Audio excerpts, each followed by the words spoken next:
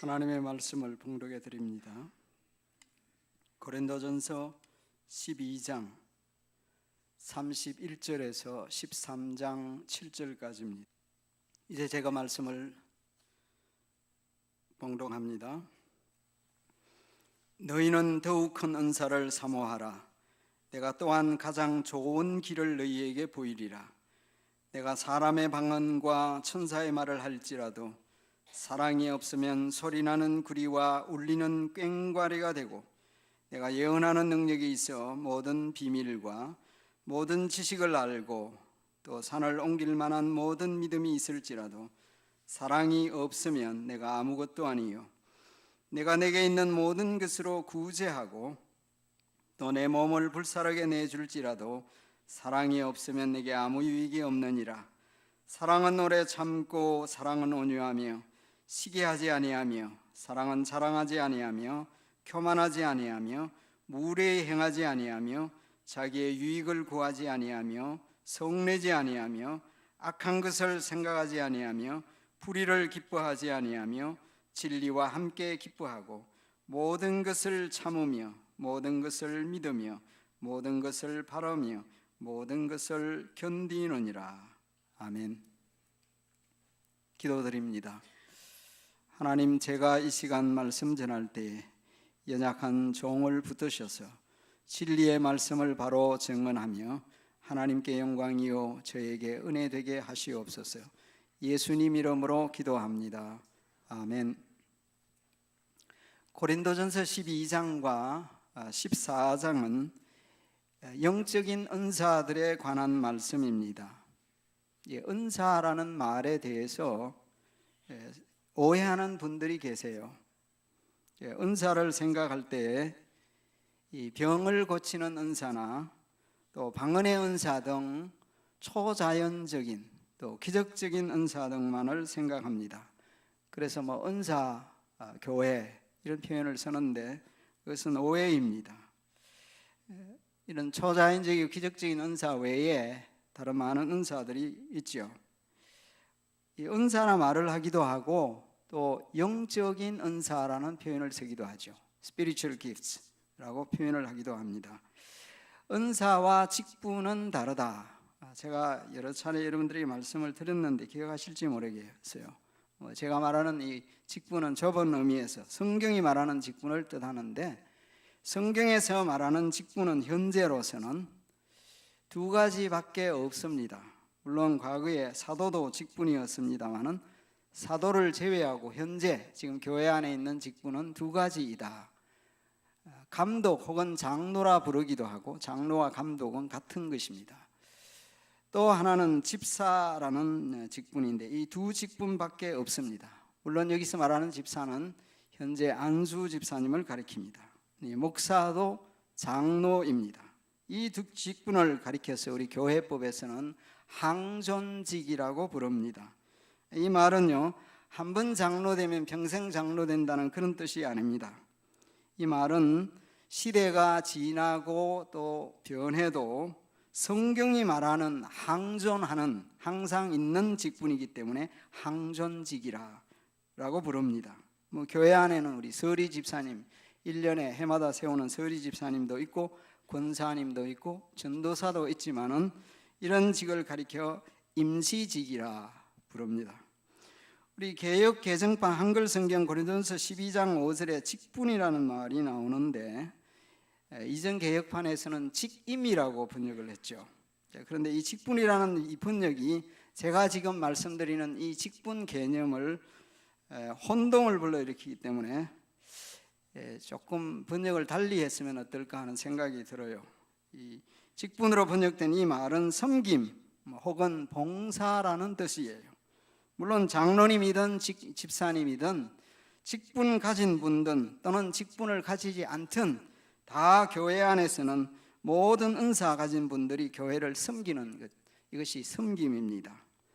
이 직분이라고 번역하지 않고 사역이라고 번역하면 좋겠는데 또 이 12장에 보면 6절에 이 사역이라는 말로 또 번역이 나오는데 저는 이 사역이라는 말을 활동이라는 말로 바꾸었으면 어떨까 하는 생각을 해봅니다.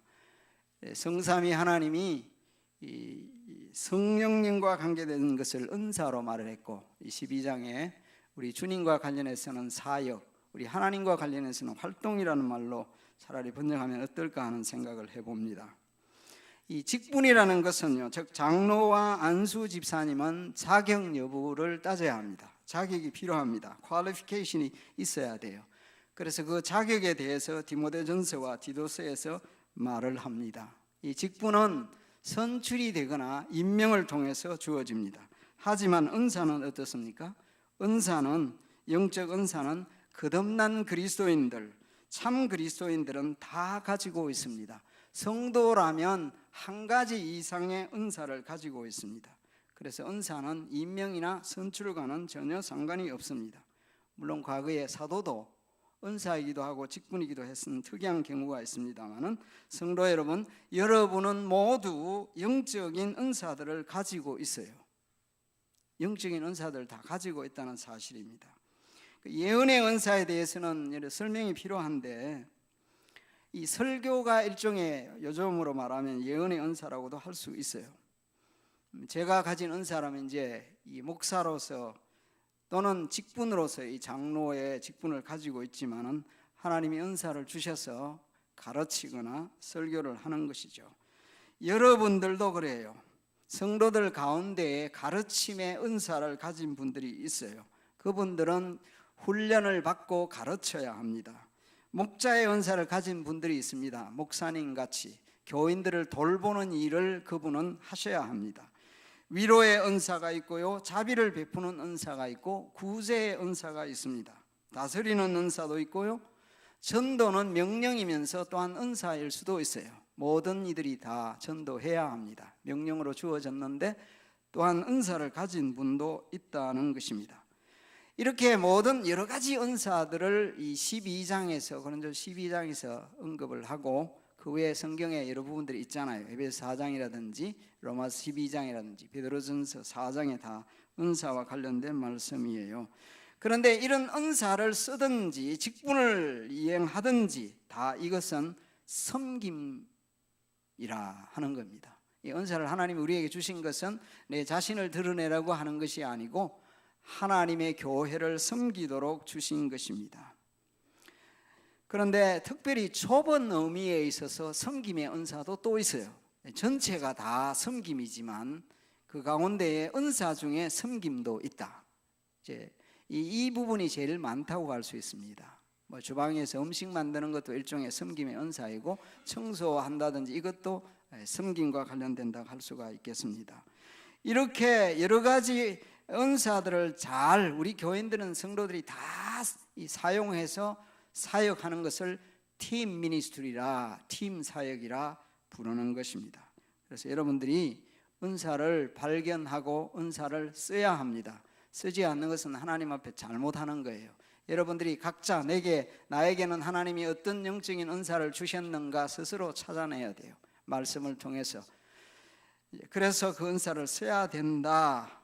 이제 물론 그 은사는 어떻게 발견하느냐, 그것은 또 다른 문제인데, 거룩한 열망을 가지고 할 수 있게끔 하시는 그런 부분들이 있어요. 사명과 관련되면서 은사와 관련된다는 말입니다.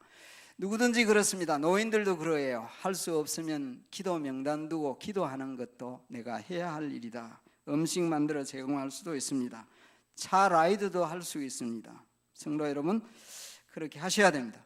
고린도 교회 안에는요, 방언의 은사만을 특별한 은사로 여기는 사람들이 있었고, 그 은사 가지고 싶어 하는 사람들 때문에 교회가 시끄러워졌습니다.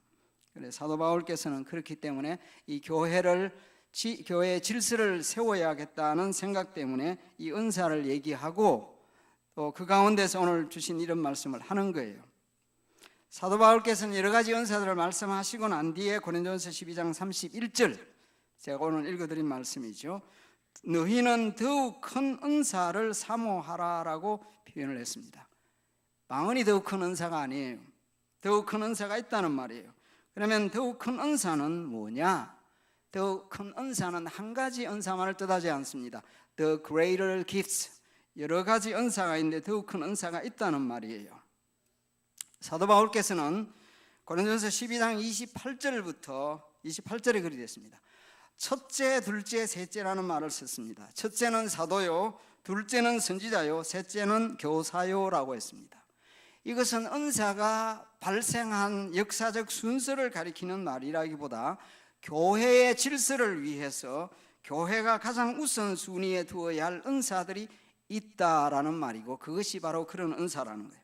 모든 은사가 다 귀중하지만 기능상의 우선순위가 있다라는 말입니다.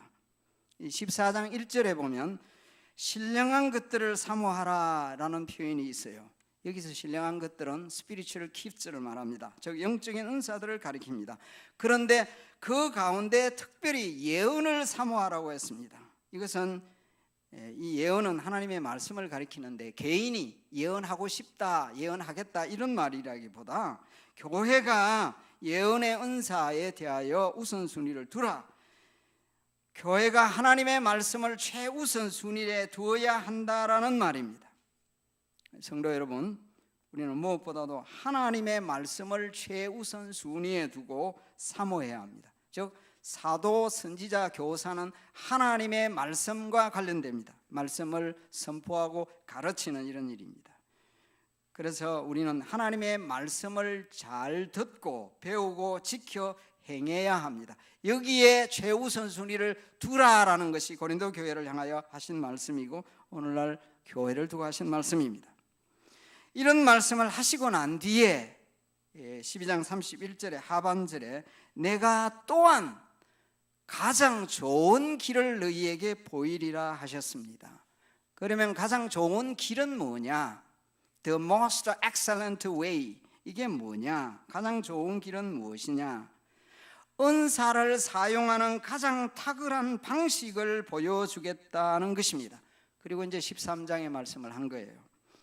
그리고 13장은 사랑에 관한 말씀인데, 사랑은 영적인 은사라기보다는 모든 성도들이 은사 섬길 때 반드시 가지고 있어야 할 성도의 성품이며 성령의 열매입니다. 대개들 이전에는 이 가장 좋은 길을 또는 앞에 나오는 더욱 큰 은사를 사랑으로 생각했는데 이 문맥상 전혀 그렇지 않다라는 말입니다. 이 은사들을 쓸 때 가장 좋은 길은 무엇이냐? 사랑이다. 그래서 오늘 제가 말씀드리는 이 부분인데요. 그래서 첫째로 저와 여러분, 내게 사랑이 없으면 나는 아무것도 아니에요. I'm nothing. I gain nothing. 나는 아무 유익이 없어요. 그런 말씀드립니다마는 사랑이라는 것은 은사 사용을 위한 가장 좋은 방식이다. Love is the most excellent way to use spiritual gifts. 은사를 쓸 때 최고의 방식이다. 여러분 13장에 보면 알 수 있잖아요. 사도 바울이 13장 1절 이하에 보면 은사를 얘기하면서 사랑을 언급했어요. 1절에 보면 내가 사람의 방언과 방언의 은사예요. 이 방언 문제가 시끄러우기 때문에 방언 얘기를 해요. 방언의 은사와 천사의 말 비슷한 것이죠. 사랑이 없으면 어떡하고요? 소리나는 구리와 울리는 꽹과리 시끄럽기만 하다. 천사의 말은요, 사람도 천사 같은 말을 할 수도 있어요. 사람들 앞에 천사 같은 말을 하는데 마음은 마귀 같은 마음이 있을 수도 있어요. 그리고 이어서 하는 말씀을 보세요. 2절에 예언하는 능력이 있어요. 예언의 은사를 얘기했어요. 모든 비밀과 모든 지식을 아는 영적 지식의 은사가 있어요. 산을 옮길 만한 모든 믿음의 은사. 믿음은 우리가 다 가져야 되죠. 저와 여러분 다 예수님을 구주로 믿고 모든 사람은 신자이기 때문에 믿음이 있어요. 하지만 여기서 말하는 것은 은사로서의 믿음을 말합니다. 특별히 믿음의 은사를 가진 사람이 있다. 존 맥카드 목사님 같은 경우에는 이 믿음의 은사를 가진 사람 중에 대표적으로 역사 속에 조지 밀러 같은 사람, 기도하여 믿음으로 하나님의 특별한 은혜, 즉 산을 옮길 만한 믿음을 가진 사람이란 말이에요. 이런 믿음의 은사를 말합니다. 믿음의 은사가 있을지라도 사랑이 없으면 어떻다고요? 내가 아무것도 아니다라고 표현합니다. 3절에 보면 내가 내게 있는 모든 것으로 구제하는 구제의 은사를 가진 사람이 있어요. 구제의 은사. 심지어 자기 몸을 불살하게 내주어진 만큼 극단적인 헌신과 자기 희생을 하는 사람도 있습니다. 그러나 사랑이 없으면요, 뭐라고요? 내게 아무 유익이 없느니라고 했습니다. 즉 사랑이 없으면 시끄럽기만 합니다. 사랑이 없으면 아무것도 아닙니다. 사랑이 없으면 아무 유익이 없습니다. 달리 말씀드리면 교회 안에서 여러분들이 섬기는 모든 섬김에, 교회를 섬기는 데 있어서는 반드시 사랑이 있어야 한다라고 합니다. 음식에, 웬만한 음식에는 다 소금이 들어가듯이요, 우리 은사 사용에는 다 사랑이 있어야 한다. 사랑의 중요성을 말한 것입니다. 여러분, 사랑이 없으면 섬기는 것이 즐겁지가 않아요. 사랑이 없으면 기쁨도 없고 감사도 없어요. 교회를 섬기다 보면 짜증나고 불평납니다. 처음에는 조금 하는 것 같아도 시간이 지나면 짜증이 생기고 불평이 생기는 것은요, 내 속에 그 은사 섬김에 있어서 사랑이 자리 잡고 있지 않고 사랑이 식어버리기 때문입니다. 여러분, 자식 키울 때 어때요? 손자 돌보는 분들, 할머니, 할아버지 어떻습니까? 그 아이 돌보는 게 힘들잖아요. 자식 돌보는 게 얼마나 힘들어요, 그렇죠? 그런데 기저귀도 갈아주고 힘들지만은 몸은 피곤한데 어때요? 즐겁지요? 기쁘지요? 왜 그렇습니까? 손자를 사랑하는 마음이 있으니까, 너무나 사랑스러우니까 힘들더라도 기쁘게 할 수가 있는 것이죠. 여러분들이 교회를 섬길 때, 사역을 하실 때 여러분 속에 사랑이 있는가를 점검하셔야 됩니다. 주님을 사랑하는지 생각해 보셔야 돼요. 성도를 사랑하는지 살피셔야 합니다. 우리 주님은 베드로의 사명과 사역을 회복시키실 때 요한복음 21장에 다른 거 묻지 않으셨어요. 사역하는데 다른 게 필요한 게 많잖아요. 사역의 스킬이라든지 뭐 사역의 여러 가지 실력이 필요할 터인데 주님은 전혀 그것을 묻지 않으셨습니다. 뭘 물으셨습니까? 너가 나를 사랑하느냐? 너가 이 모든 것보다 나를 더 사랑하느냐? 예수님 베드로의 마음을 몰랐습니까? 알고 계셨어요. 베드로도 그렇게 말했잖아요. 베드로의 대답을 생각해 보세요. 주님이 아십니다. 주님은 모든 것을 아십니다. 내가 주님 사랑하는 줄 주께서 아십니다. 알았으면 됐지 왜 주님 물었을까? 생각해 보셨어요? 주님 베드로의 마음을 알잖아요. 베드로 보면 다 아시니까. 그런데 굳이 베드로의 입을 통하여 사랑한다는 말을 듣고 싶어 하셨어요. 우리 1세 어른들 별로 사랑한다 이 표현 잘 안 하죠. 자식에게 사랑한다 그런 표현을 해보셨습니까? 별로 잘 안 해보셨어요. 남편과 아내 사이에 사랑한다는 말 별로 안 해보셨죠? 하셔야 된다는 말이에요. 주님도요, 사랑하느냐 물으셨잖아요. 입으로 고백하기를 원하셨다는 말이에요. 그래서 우리도 입으로 고백할 필요가 있습니다. 사람들 사이에도 그래요. 자녀에게도 그렇습니다. 부부 사이도 그래요. 저는 하려고 노력하는데 저희 집 사람은 전혀 안 하니까 공개적으로 얘기를 해야 되는지 모르겠는데, 그러면 마음으로 알면 됐지 입으로 꼭 해야 되느냐? 근데 내가 성경을 보니까 주님이 마음을 다 아는데도 입으로 하라 그랬어요. 이 성경적입니다. 고백하는 게 I love you 이렇게 하는 게. 근데 너무 입에만 말려 있으면 그것도 그렇긴 하죠. 근데 진심을 담아서 해야 되겠죠. 그래서 다윗도 말합니다. 시편 18장 1절 말씀에 다윗은 하나님께 고백했습니다. 나의 힘이신 여호와여, 내가 주를 사랑합니다. I love you, Lord. 이렇게 고백했잖아요. 우리 주님을 사랑했지만 그 사랑을 잃어버렸던 에베소 교회를 향해 주님은 이렇게 말씀하셨어요. 요한계시록 2장 4절 5절입니다. 그러나 너를 책망할 것이 있나니 너의 처음 사랑을 보낸 첫사랑을 버렸느니라. 그러므로 어디서 떨어졌는지를 생각하고 회개하여 처음 행위를 가지라고 하셨어요. 주님에 대한 사랑, 교회에 대한 사랑이 식었다면 이건 회개해야 될 문제라는 거예요. 왜 어디서 어떻게 그 사랑을 잃어버리고 사랑이 식었는지 그 원인을 찾아서 사랑을 회복해야 된다는 거예요.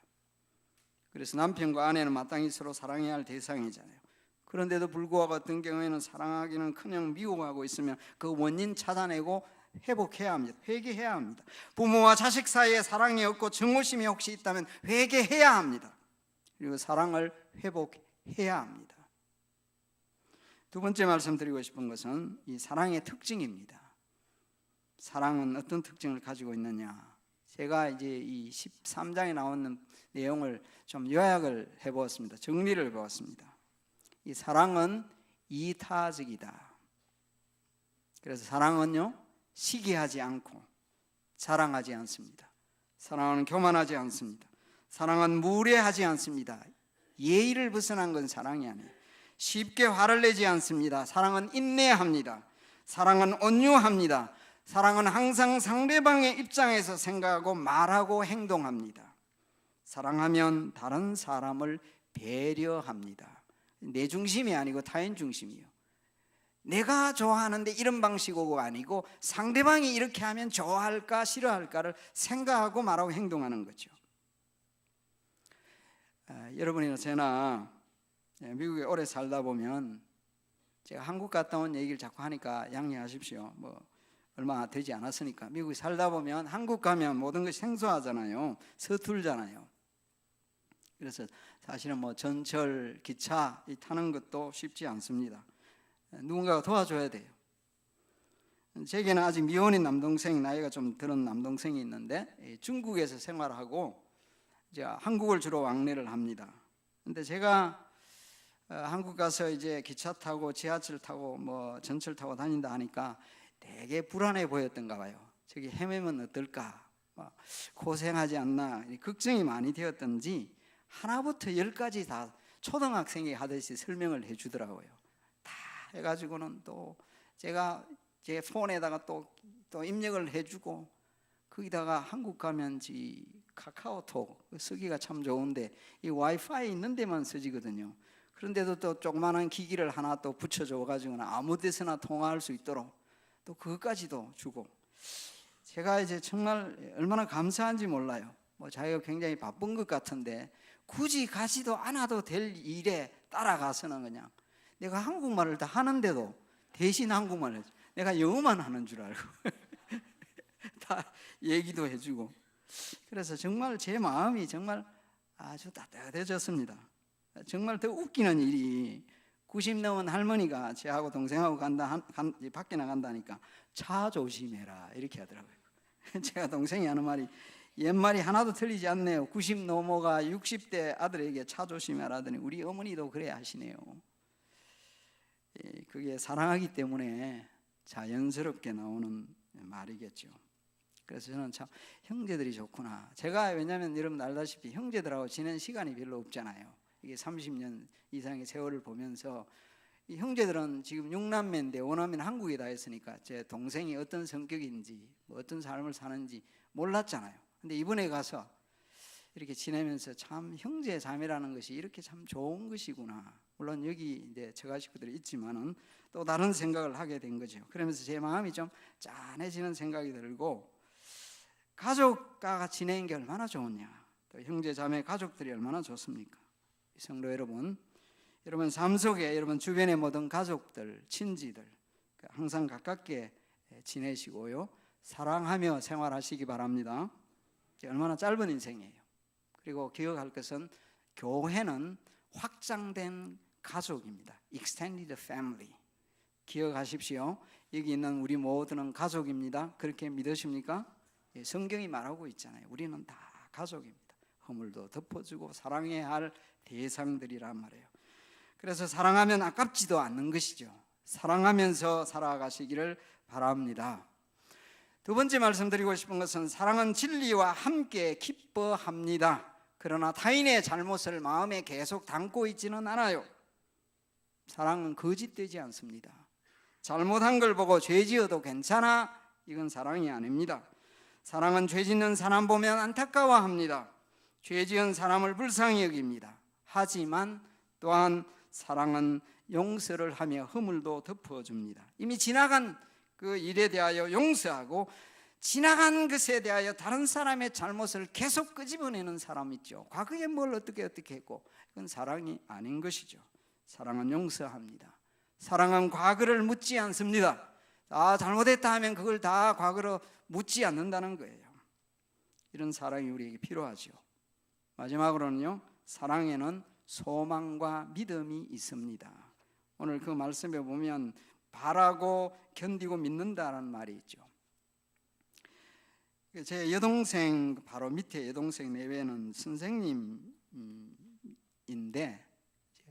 고등학교 국어 선생, 영어 선생인데 제 매제는 고등학교 영어 선생인데 내년 초에 은퇴한다고 그래요. 근데 그분이 가르치는 학교가 이제 기독교 미션 스쿨, 고등학교 기독교 미션 스쿨인데 기독교 미션 스쿨에는 교목이 있죠. 목사님이 있단 말이죠. 그 학교도 목사님이 계셨는데, 그런데 학생들과 교사들이 그 목사님을 다 좋아했다고 해요. 그래서 학생들이 그 교사들도 그렇고 목사님의 말이라면요 다 잘 들었대요. 그래서 불신 부모가 학교에 오면 다른 분 찾지 않고 그 목사님 도대체 어떤 분이냐, 우리 아이가 말을 잘 안 듣는데 아이가 바뀌었고 그 목사님 말이라면 잘 듣는데 도대체 어떻게 생긴 분이냐, 그렇게 찾는다고 해요. 제 매저도 굉장히 칭찬을 많이 하더라고요. 그런데 한 분은 소위 잘 나가는 부흥 강사 목사님, 대형교회 큰 교회 그 담임 목사님이 설교 채플의 강사로 초청을 받아서 채플 시간에 아이들이 그 뭐 불신 아이들도 다 대부분 불신 아이들이 있잖아요. 미션 스쿨이지만 예배 시간에 설교하면 잘 듣겠습니까? 우리 교인들도 여기 예배 제가 지루한 설교하면 잘 안 듣는데 이 가슴이 뜨끔하지요. 너무 고개 숙이가 아멘 하는 걸로 하지 말고 마음은 어떻게 들여다 고개는 똑바로 들고 설교 심지어 듣는 척이라도 하십시오. 그런데 이 학교에 가서 그 아이들 뭐 이렇게 많은 강당에 모아놓는데 애들이 설교를 잘 듣겠어요? 떠들잖아요. 떠들고. 목사님이 설교를 하는데 아이들이 집중을 하지 않거든요. 소위 자기는요 유명한 설교자고 부흥 강사이고 큰 교회 목사님인데 아이들이 설교를 집중을 하지 않으니까 나중에는 막 속이 상해고 화가 나서 내가 누군데 너희들이 내 말 안 들어 더 화를 내니까요. 그 아이들은요 그러면 더 재미있어 합니다. 와 앞에서 그러니까 너무 재밌는 거 박수를 치고 막 신이 난 거죠. 목사님은 속이 상해가지고 다시는 안 온다. 그런데 놀라운 것은요 그 학교의 교목 그 목사님은요 평소에 이제 제풀 시간에 아이들 떠들 거 아니에요. 얘들아 예배 시간이다 조용히 하자. 그러면 조용해진다는 거예요. 너무 신기하다는 거예요. 어떻게 아이들이 말썽꾸러기 아이들이 저 목사님의 말은 잘 들을까? 그리고 목사님은 어떤 교회 이제 담임 목사님으로 청빙을 받아가셨는데 그 학교에 그 교사들이 장로님들이 많이 계셔가지고 그 계신 장로님들이 다 자기 교회 모시고 가버렸대요. 그래서 제가 한번 생각을 해봤어요. 저도 한번 그분을 만나고 시간이 있으면 한번 만나고 싶었습니다. 저보다 젊은 목사님인데 도대체 어떤 분일까 궁금했습니다. 근데 혼자 한번 가만히 생각을 해봤습니다. 왜 학생들, 그것도 심지어 말썽꾸러기 아이들조차도 목사님의 말을 잘 들었을까? 물론 인품이 좋은 분이었을 거예요. 특별히 그리스도의 성품을 가진 분이었을 거예요. 저는 그렇게 생각을 합니다. 그런데 그 중에 한 가지는 답을 하자면 특별히 사랑이라 생각을 했습니다. 여러분 진심은 누구에게나 통합니다. 학생들은 그 목사님이 진심으로 자기를 사랑한다는 걸 느꼈기 때문이 아닐까? 자기를 사랑하는 사람의 말에는 귀를 기울입니다. 물론 사랑하는 사람에게 반항하는 경우도 있지만은 사랑의 힘이 최고의 힘입니다. 사랑이 가장 강합니다. 저는 그 목사님이 학생들이 느끼도록 학생들을 진실로 사랑했지 않았겠느냐 이런 생각을 해봅니다. 그래서 사랑하면 믿어주는 거예요. 사랑하면 소망을 갖습니다. 말 잘 안 듣는 말썽꾸러기 아이들도 하나님이 변화시켜 주실 것이라고 기대하고 믿어준 거죠. 성경에 보면요 사도 바울이 하는 고백 가운데 주님이 하나님이 자기를 믿어줬다 그래요. 신실하다고 충성스럽다고 여겨주셨다고요. 이게 사랑이겠죠. 성도 여러분, 우리 주님은 우리를 참으로 사랑하십니다. 우리가 비록 실수가 많고 허물이 많아도 우리를 사랑하시고 기다리십니다. 그래서 그리스도 예수 안에 있는 하나님의 사랑은 말로 측량할 수가 없습니다. 여러분이 살아가면서 힘들고 어려운 순간을 맞이할 수도 있어요. 고통과 아픔의 시간이 있을 수는 있습니다. 그러나 여러분이 하나님의 사랑을 확신하시고 하나님을 사랑하는 삶을 꾸준히 살아가신다면 여러분의 인생은 결코 실패하지 않을 것입니다. 7번 넘어져도 8번째는 일어날 수 있습니다. 그러므로 우리는 서로 사랑해야 합니다. 성도 여러분, 사랑하며 살기도 짧은 인생인데 미워할 시간이 어디 있겠습니까? 사랑하며 삽시다. 교회를 섬길 때 사랑하며 섬겨야 하겠습니다. 오늘은 사실 제가 2가지 주제를 말했어요. 여러분들에게 영적인 은사가 있으니 그 은사를 잘 쓰라는 것. 그런데 은사를 쓰든지 삶을 살아갈 때에 사랑해야 된다는 거예요. 이 사랑은 성령님이 신자의 성품에 맺게 하시는 열매입니다. 그리스도인은 이런 성품을 갖도록 힘써야 할 것입니다. 이런 복이 우리 모두에게 있기를 우리 주님의 이름으로 간절히 기원합니다. 기도하겠습니다.